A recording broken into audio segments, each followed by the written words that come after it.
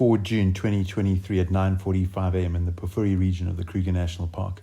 Devon Myers and Andrew Booth were guiding a group of trailists when they encountered an elephant bull in musth.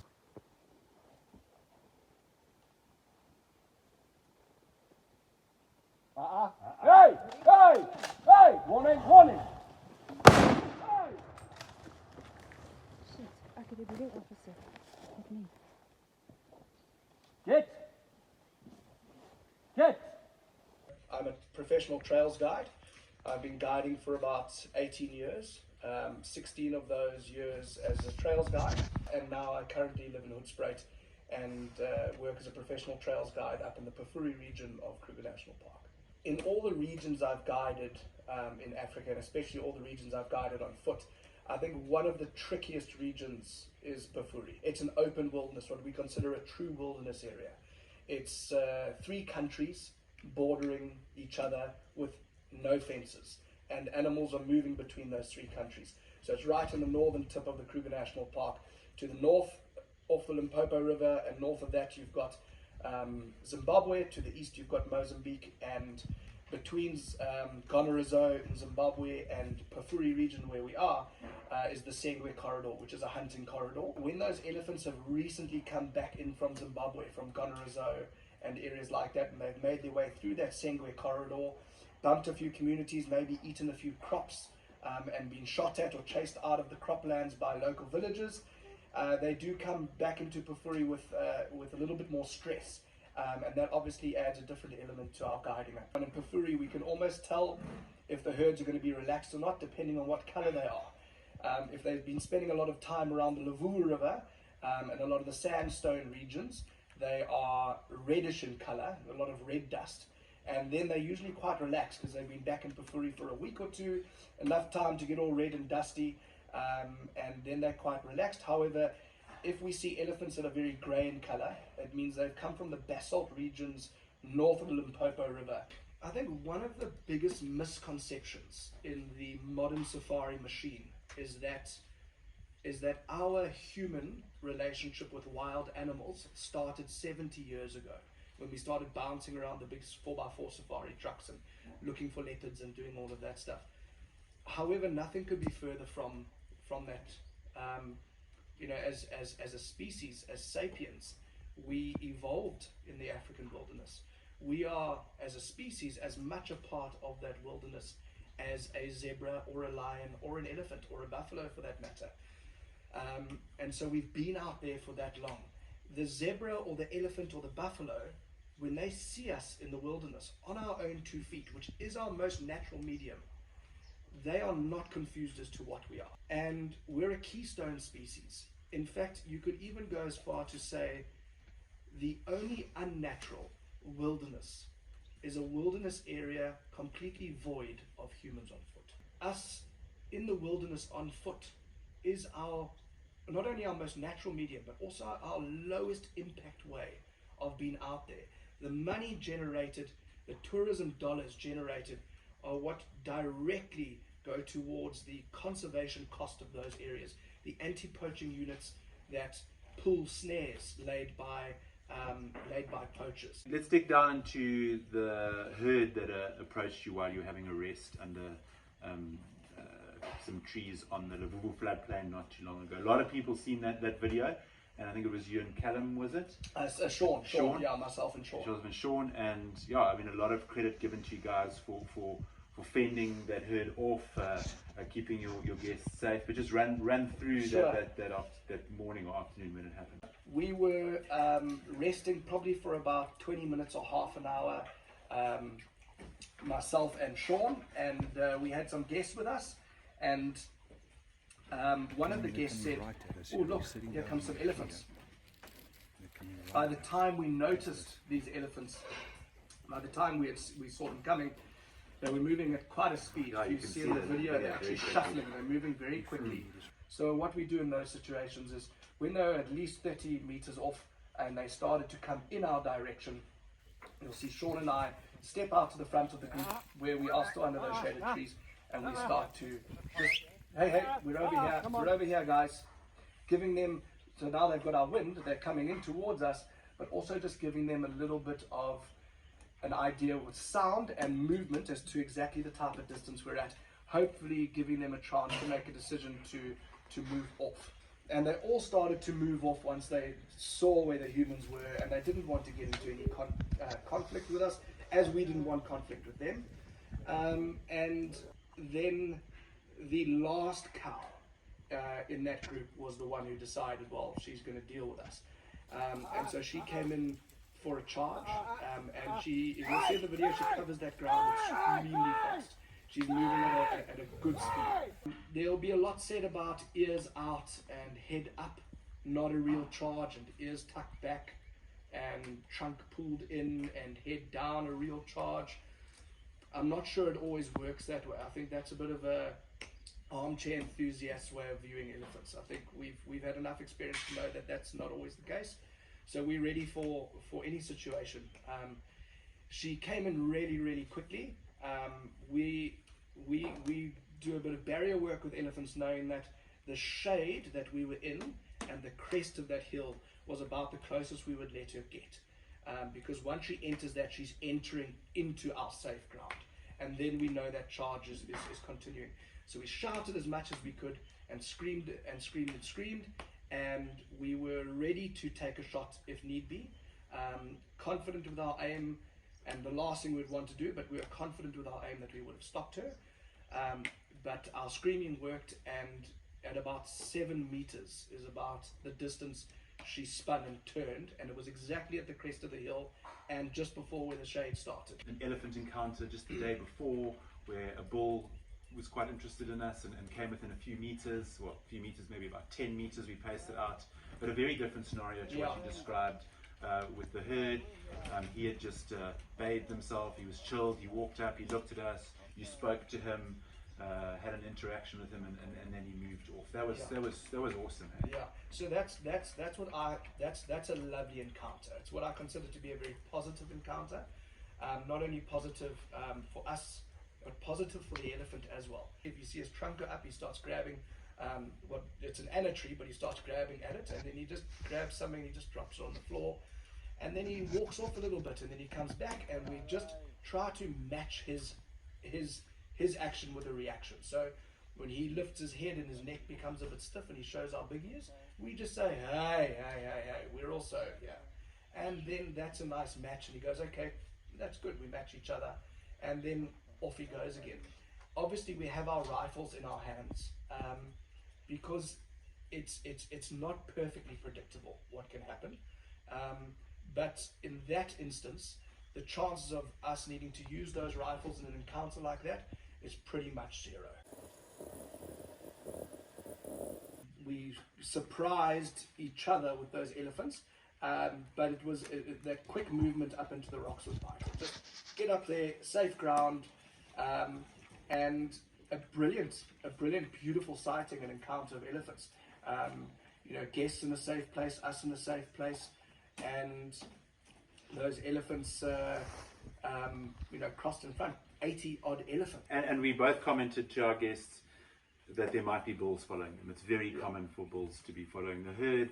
So we popped our heads out there, and sure enough, a bull came out the bush. We went back into our same position and watched that bull kind of very similar to the herd, just mosey past. Yeah.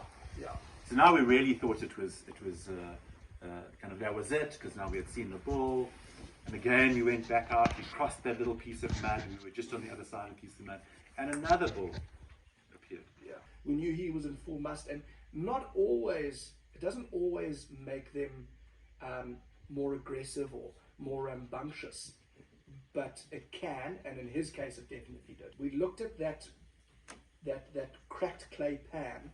He was on the other side of it, and if you look at that cracked clay stuff, it's not really comfortable for elephants to move over that in an area that isn't already a pathway. It's lots of deep holes, and it's some sharp, jagged clay. Even though they're tough animals, we would consider that, when it comes to elephant, as a barrier. If he was to charge and come onto it, you'd know it's a bit more serious. And if he was to do a quick run from where he was and stop at that cracked clay, you know that he's not coming any further. Because he charged, and this is once again ears out, head up, generally people will say that's not a real charge. That's what they call a mock charge or a warning charge. Once again, I'm not 100% sure that always works in practice, because he can go from that to dropping his head and becoming a full charge. We've seen that happen before. For me, I prefer to work with barriers. He started off on really comfortable ground and he came straight onto that cracked clay and he kept coming. I had him lined up for the brain shot. I knew you were there with me as well, also lined up. We shouted as much as we could right at the start. The shouts didn't break his charge. And so in that instance, it was the perfect opportunity to put a warning shot, in which I, as leading that morning, gave the instruction for warning, which you followed perfectly. And the warning shot it's important where it gets placed. And you'll see in the video, you place it perfectly. You placed it forward and to the side of the elephant. What you don't want is the shot to ricochet into the elephant, but you want it to be in front of him and to the side, where there's enough bang from the rifle and there's enough dust from where the bullet hits and creates a bit of dust off to the side of him and in front, that there's not only the audio and the percussion, but there's also the visual disturbance. And you'll see as soon as that warning shot comes off, that elephant turns and goes the other direction immediately. He even looks, if you slow it down, he looks at where the dust comes off next to him. Warning shots aren't always advised, because if they're done in the wrong time, in the wrong place, you could end up putting yourself at more risk, having already fired a shot. But when you've got two rifles on a walk, a lead and a backup, which is how I believe it always should be, you've got one rifle focused, ready in case the warning shot didn't work. And in our case, the warning shot worked perfectly, and it was, in my view, a textbook warning shot time.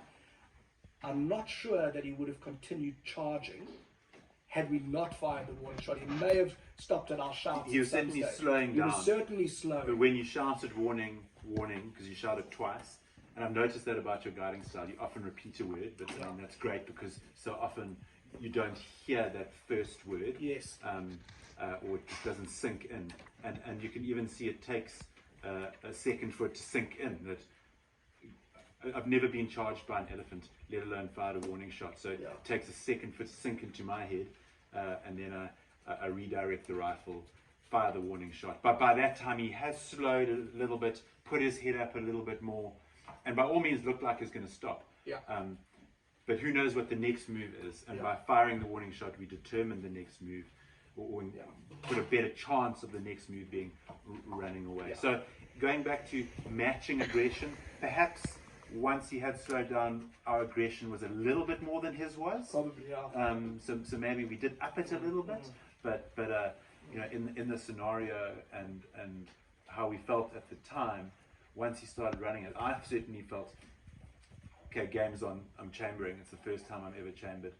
Interestingly, we had discussed chambering around the other elephant, because we didn't need to, but it was still disappointed, like, well, that's not there's no need to chamber in that scenario. But as soon as he ran at us, or charged us, it was immediately, I didn't question that personally.